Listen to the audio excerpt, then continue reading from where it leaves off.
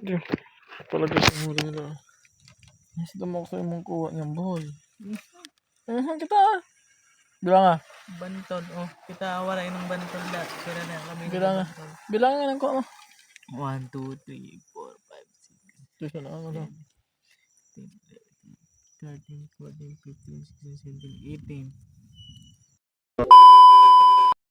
So ayun na nga mga kayat.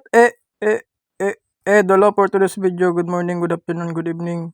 Kung anong oras pa man ito mapanood. Ngayong araw na to mga kayat, ipapakita ko sa inyo yung mga nahuli ko nung nagsisid tayo. Bago yan, piplex ko muna tong hindi pala binigay. Pinahiram sa akin ng bayaw ko yung lalagyan niya ng mga kuha niya. Yung parang hihilahin mo lang. Tawag sa amin yung boya. So di ko alam kung anong tawag sa inyo dyan mga kayat. Basta tawag sa amin yung boya. Yung hihilahin mo lang siya sa dagat. Tapos i-flex ko pala itong bili nating flashlight.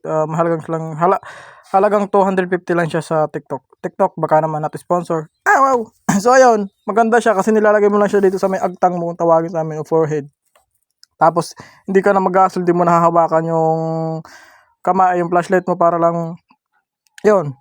Di ko na mag-get. Basta yun. Tapos yun, bala ko sana ipapakita yung sa ilalim ng dagat yung cellphone. Kaya lang nahihirapan talaga ako kasi medyo maalo ng part na yun nung nagsisid ako. Medyo maalon. Tapos yung problema kasi sa akin mga kayat is mabilis ako lamigin at saka mahilo sa dagat. So yun. Kaya hindi ko alam kung inabot ako ng isang oras dun kakasisid sa dagat. Pero ayun namang nahuli natin. Ayan, may nahuli nga pala ako dito. Ko alam kung anong tawag dyan. Diyan yung nahuli yan sa bato, sa mga gilid ng bato mga kayot. Yun, nakapatong yan. Ay, hindi naman nakapatong, naglalangoy-langoy yan. May nakain niya ng ano yung parang tawag doon, basta yun. Yan yung una natin, hindi naman yan unang huli. Yan yung, hindi ko alam, comment na below kayo mga kung anong tawag dyan sa inyo. Sa amin, hindi ko alam kung anong tawag dyan. So, bala ko sana ipakita. So, ilalim, kaya lang yun nga, nahirapan ako doon maghawa kasi hawak ko sa kabila yung pana, tapos yung kabila yung camera. Tapos yung medyo maalon pa doon sa part na yun, kaya yun. Sobrang mahirap. So, tao yan. Tapos pangalawang huli natin, binunot na natin. Anong huli yan? Hindi ko alam kung anong tawag dyan sa isda na yan. Parang, pero, alam ko, matinik din yan eh. Lahat siguro ng huli ko na isda, expect ko parang lahat marara kung tawagin. Sa amin marara. So, ayun, hinihintay ko kasi yun. Yung time na kasi yan, nauna na ako umuwi. Tapos meron pa tayo pala na huling crabs. Meron yung malaking crabs na yan, 2 beses ko tinira yan. Kasi yung una kong tira, hindi umano yung pana ko. Yung alam mo yung pana ko kasi yung umuntol. Sa Bisaya untol sa karorong, naglapos kay medyo mahina yung lastiko ko. Bisaya, yun. Una na ako mag-ulit sa inda kasi yung bali 3 kami magkasama diyan, yung bayaw ko tapos si John Paul yung tropa natin. Tapos pumunta na sila dun sa may bandang Lagang kasi nga ako umuwi, dito na ako muna sa parkingan sa malapit yan sa motor. So sayang naman yung pagpunta natin dito kung hindi ko ito i-vlog. So nag-una na ako sa inda para ipakita sa iyo yung kuwain. Kasi nga malamig, sobrang lamig na time na dyan, tapos nahilo talaga ako. Kaya yun yung pinakamahirap sa akin na time pag sisisid. Di tulad ng dyan ka lang sa babaw. Pero bala ko pa rin manisid sa mga susunod na araw. Try natin na bumili ng suit yung parang hindi tayo lamigin. Tapos ayun na naman, mas maganda kasi pag nasisid ka mga kayot, kasi kahit maalon o madilaw o malabo yung dagat sa ilalim ng dagat, yun yung kagandahan pag nagsisid ka sa sa dagat kaysa dito ka sa hubas na mamingwit, manguwa o mangilaw. So ayun, papakita ko sa inyo yung mga nahuli natin. Ang ganda kasi sa ilalim mga kasi yung mga bantol, nagkatatabi talaga. Tabi-tabi talaga sila. Kaya yun, tirador tayo ng bantol dyan. Tapos meron pa pala akong nahuli dyan, isang malaking hito o ito. Yun, tinatawag sa atin yan. Wait lang. Habang ako yung nag-i-edit, kailangan muna natin ng konting hangin. Kasi wala na akong hangin. Yun. Sayang naman kasi mga kung hindi ko to i-flex sa inyo yung paghuli natin. So mga nahuli ko talaga yan mga lahat Hindi yan binigay o hindi yan hiningi ko. Basta nahuli ko talaga yan sa ilalim ng dagat. Actually wala atang tama o wala akong kapos o talang nahuli ko lahat. Ayata yung mga... Ay hindi, may mga nahuli pala talaga. Nakawala pala tayo isang malaking isda. Yung tawag sa amin dun is angol. Yung parang madalunot na isda. Yung ganun. Ganun yung tawag. Tapos sa time na pala yan mga kayot, meron tayong nahuli. Di ko alam kung anong tawag yan. Sobrang laki yan sa dagat. Tapos pag napano ko, liit-liit lang pala. Excuse me po. So back to the voice over tayo dyan mga kayot. So, kwento ko lang pala sa inyo dyan. Sobrang dami pala din nangingilaw pa rin.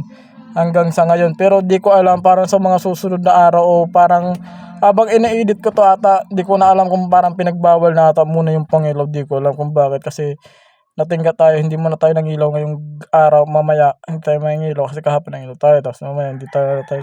Di ko alam, parang kasi marami doon namamatay na isda. Di naman kami kasalanan yun. Wala naman kaming alam doon. So, yun. Di ko alam kung pinagbaba. So, share ko lang sa inyo yan, mga kayat. So, share ko lang sa inyo, mga kayat. Meron pala ako ginawang bago. Meron din yung lalagyan ko na yan. Sa bayaw ko yan. Tapos nagpagawa din ako ng ganyan.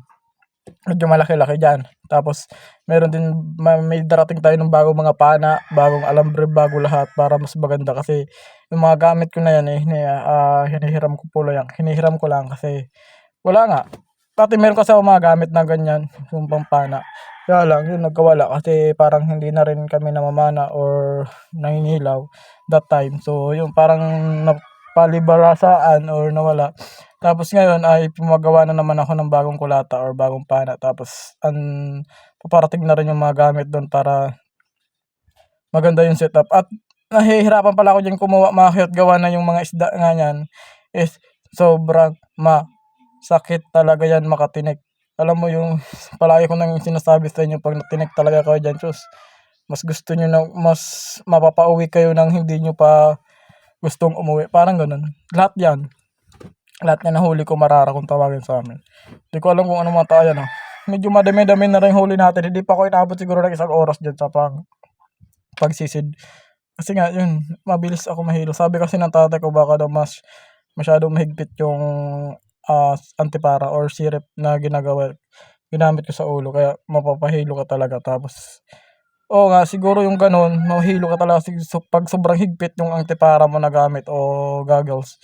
Talagang mapapahigpit ka. Kaya lang, ako that time, mahiluin talaga ako, mabilis ako mahilo. Tapos yung sakit ng tiyan ko yung parang nasusuka ka. Ayan na pala yung malaki nating nahuli. Ito, sa bato ko yan nakita, sa may ilalim.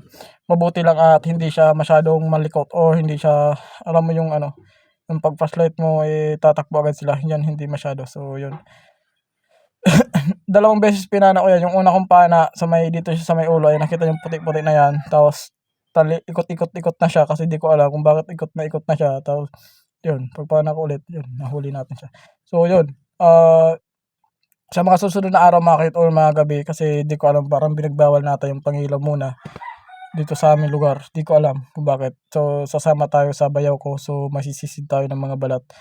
Mas malalim-lalim yun, sisisirin natin. So may dala siyang bangka. At sasama tayo doon sa chat ano natin. Kasi meron naman ako underwater na flashlight, tapos kaya ko naman yung sisirin. So mga 2 dipa, 3 dipa, kaya naman yun. Ang problema lang sa akin is mabilis lang talaga akong lamigin.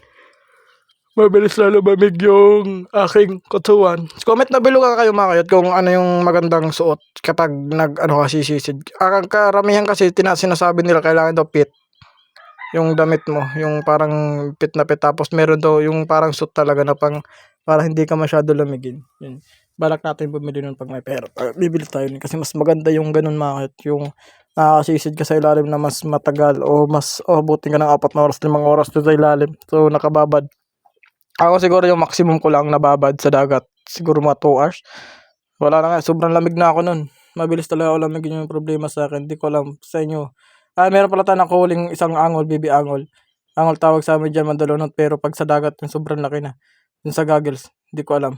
Yun, ayan na mga kahit yung huli natin. Medyo madami-dami na yan. Siguro na yan. Mga 25 piraso ata. Yung nahuli ko yan, o 20, mga ganun. 20 plus.